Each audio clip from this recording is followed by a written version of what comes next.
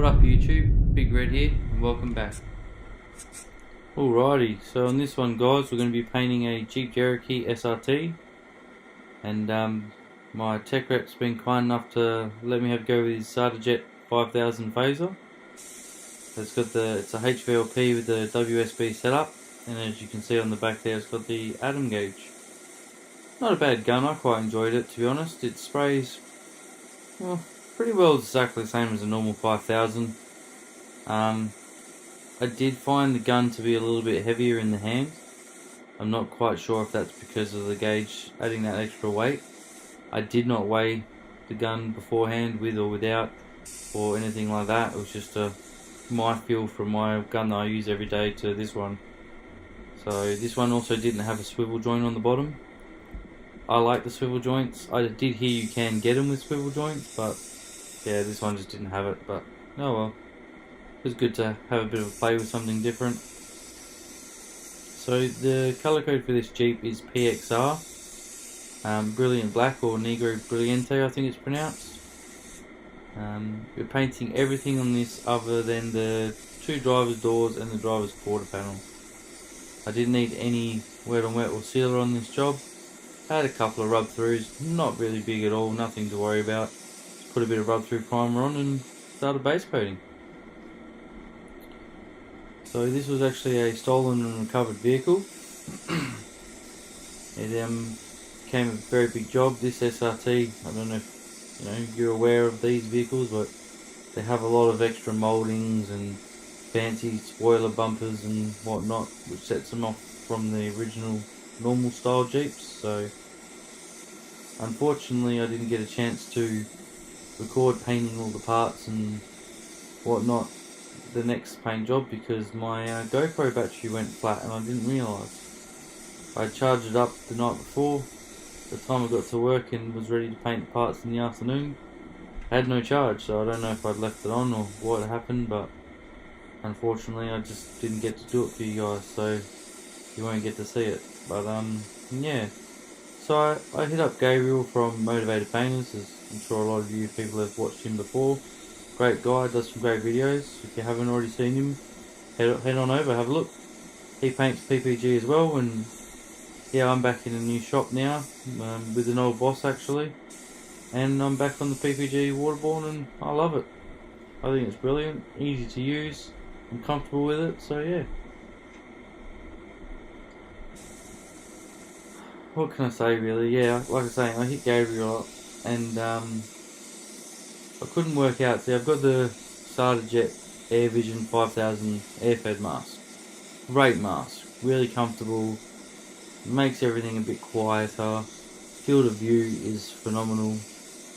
The only downside I found was I was struggling to find somehow to mount my GoPro, and then I got lazy and I couldn't be bothered, and as you well probably noticed, I haven't made a video in a while, and that's pretty much the reason why. So I noticed that Gabriel has the same mask as I do, so I just said, look, hey, how did you mount your GoPro? I'm just running out of ideas, I'm struggling. So he was kind enough, he told me what he did, I gave it a go, and well, this is the result. Unfortunately I didn't test out my camera angle beforehand, so I do apologise for the bit of half cut looking imagery that you see there, but it's all I've got, sorry, so we'll just make it do.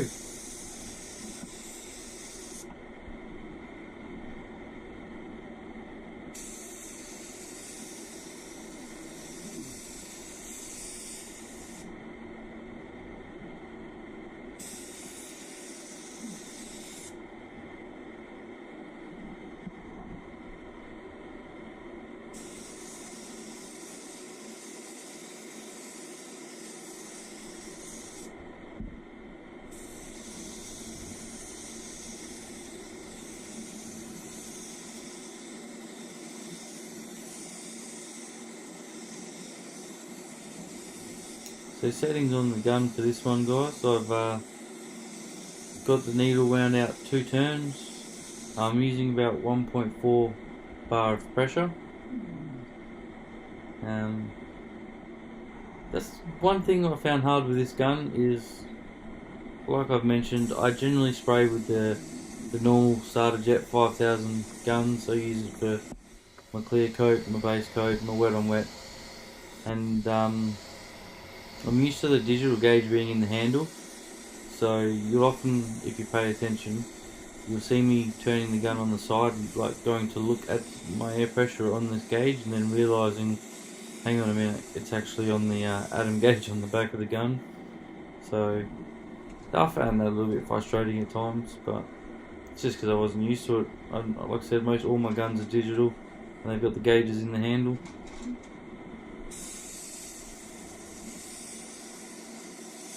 But yeah, this vehicle ended up going through the bush or something from memory. So it had a lot of like light scratchings and whatnot that couldn't be polished out. So that's why you see down the side it doesn't look like there's any damage, but that's why we end up painting it. So yeah,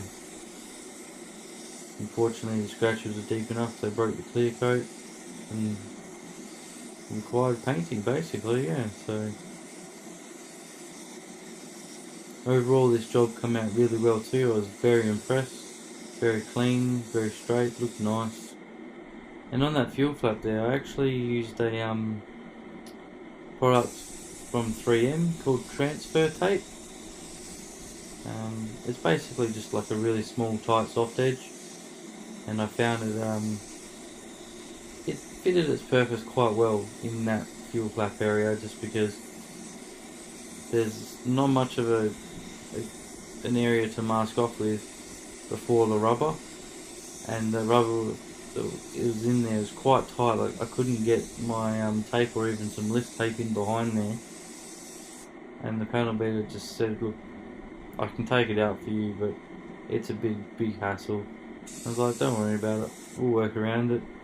So yeah, I just thought I'd give the 3M transfer tape a whirl, and it worked out pretty well.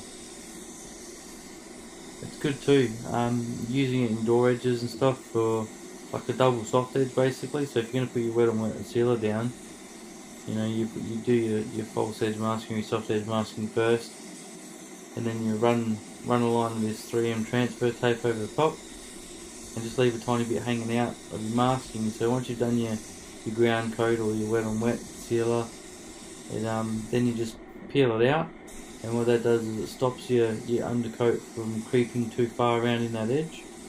And then when you do end up doing your colour and your clear, it ends up just going that tiny bit further past where you had your undercoat, and it just covers it up quite nicely, and yeah, Bob's your uncle, no one will ever know.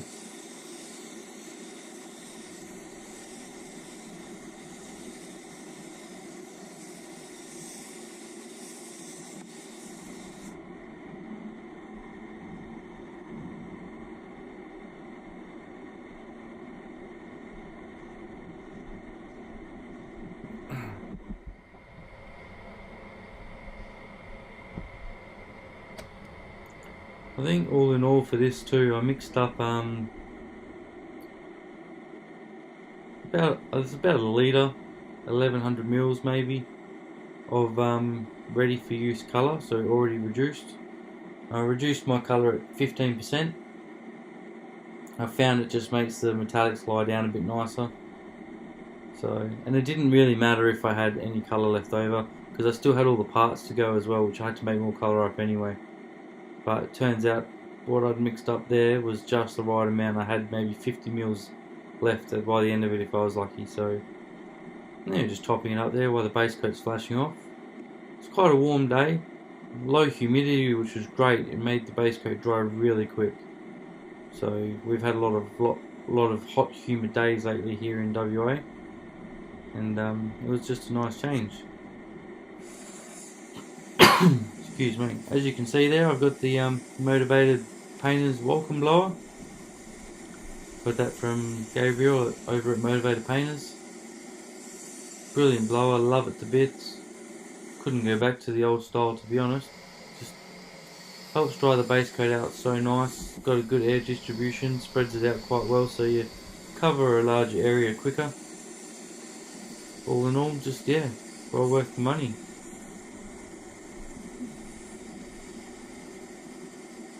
Or as you can see there, Basecoat's already drying quite quickly.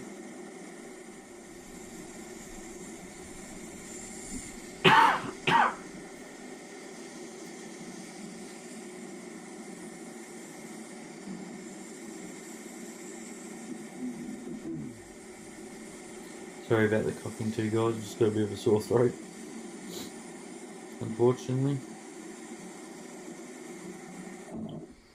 But yeah, look at that, Basecoat's drying really quick. Probably only really spent 5 minutes, if that, drying the whole lot.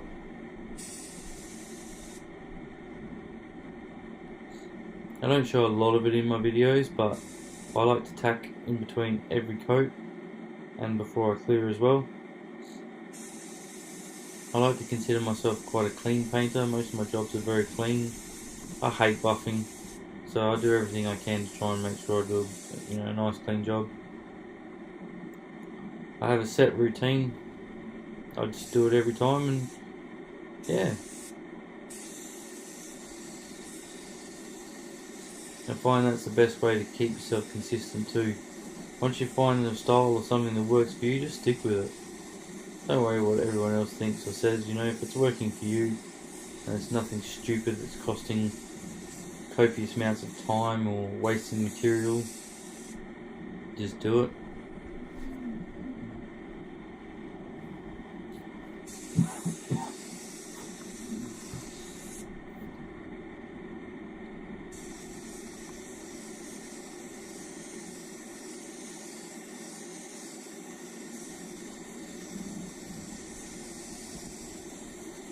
I was actually lucky enough on this job. The previous night I put the car in the booth and got it all masked up, ready to go.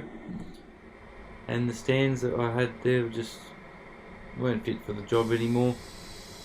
I just went into the boss nicely and said, look, hey boss, stands we've got out there are just not quite cutting it for the job I need. Is there any chance we can get a couple of new ones? And to my surprise, the boss went down to the local hardware and picked up a couple of new stands for me, and yeah, well, more so for the workshop, but I got to use them first, so that was cool. Just pays, sometimes you just gotta ask for things, and yeah, it happens. I mean, at the end of the day, I go to work, I work hard, I do the best I can to make the boss some money, and yeah, in return, I guess it's I scratch his back and he scratches mine. Maybe just not as hard.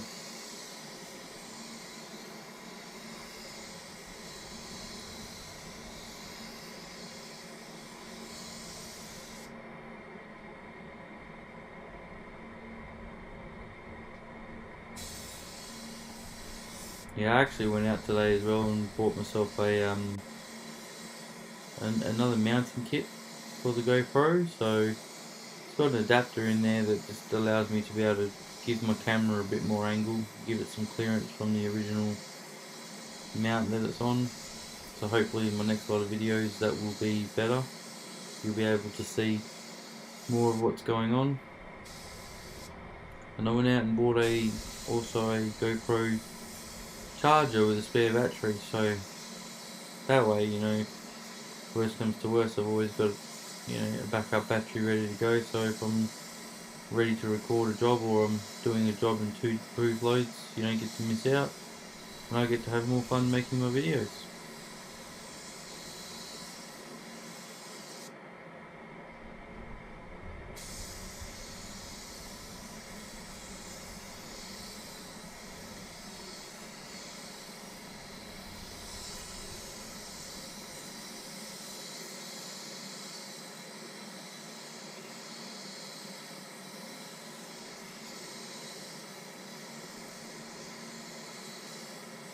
And just out of curiosity too, I mean, obviously there's a lot of people from different parts of the world, but when I was taught from the PPG trainers to spray this PPG waterborne, I was taught to do a bit of a double coat, or yeah, like a double medium type coat, which makes it basically like a nice wet coat. If need be, just a medium coat to help for a little bit of model and coverage, and then a technique coat at the end. Be interesting to see for not just PPG but even other water-based colours. Water-based brands, how are you guys taught to paint it? You know, like double coats, single coats, 10 coats, 3 coats. Let me know in the comments. It'd be interesting to see the variety of techniques in the world. So I'm just doing a two-parter on this one as well, trying to keep the videos nice and short as well, guys. So shortly I'll be finishing up once I've done the technique code on this one, and that'll end the first part of the two-part video, and on the next one I'll be doing the clear coat. So if you like what you see so far, if you're interested, hang around and keep an eye out for when I upload the next video, and hopefully you'll enjoy it, and if you do, give me a thumbs up. On that note, I'll leave you guys to it, and I'll catch you on the next one. Thank you.